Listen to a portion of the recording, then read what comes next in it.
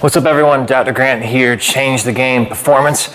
Want to talk to you today about the golf swing and the efficiency of the golf swing and how you can be a better golfer, have less injuries, have more flexibility, have better consistency with your game. A lot of the confusion that people have when it comes to their golf swing is how to create space in their swing. And I'm talking about like when you're in that backswing and coming into transition, right? How do we create space for being able to square up with the ball as we come down in our downswing? A lot of people will say, oh, it's the pelvis, right? It's the hips, get the hips turning quickly. It's about shallowing the club on the plane. That's gonna create space for you. Not coming out of posture. It's like, yeah, a lot of these things, they make sense.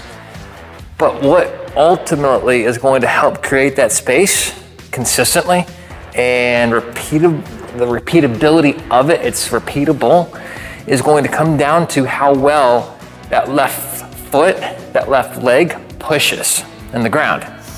What has to happen to create that space is that this leg has to push, and by doing that, that's gonna cause the pelvis to turn and to rotate.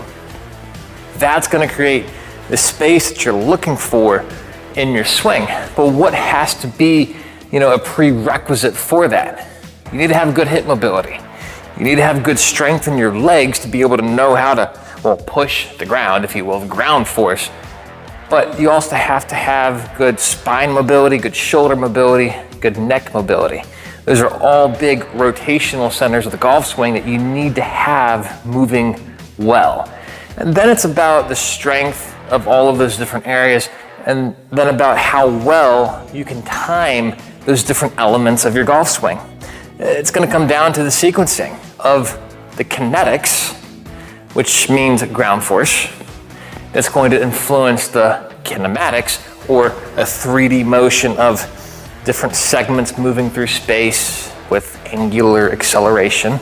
The kinetics will dictate what happens with the kinematics. So how you're interacting with the ground is going to inform or tell how the rest of your body is going to move. Now, if you're doing it poorly from the ground, you still might have a good golf swing. Don't get me wrong on that. You still may have a good golf swing if you're I've worked with golf professionals or people that do it for a living or teach it, and they're a really good golfer themselves, but they have a swing where they're inefficiently or not well using the ground.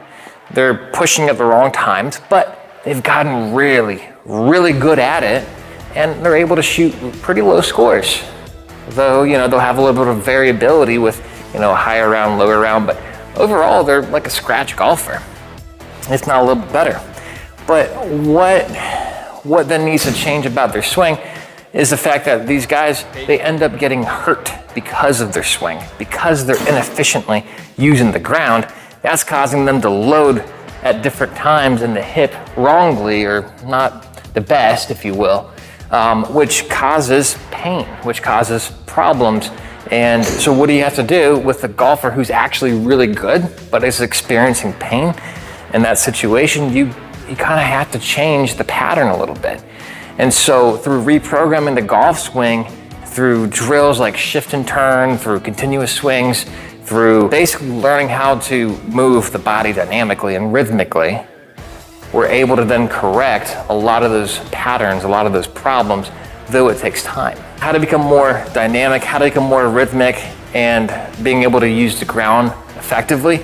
Those would be other discussions, topics that we'll go through, but it's going to all relate to how the body moves so that you can prevent injury, and so that you can have longevity with the game, so that you can have better scores, better distance with less effort. But until next time, let me know what you want to see. We're going to continue this kind of discussion going forward, talking more and more about the ins and outs of how to implement these things. But if you've found this kind of valuable, this content valuable, please leave a thumbs up, subscribe to the channel, leave a comment of anything that you want to see in future videos. But until next time, let's change the game.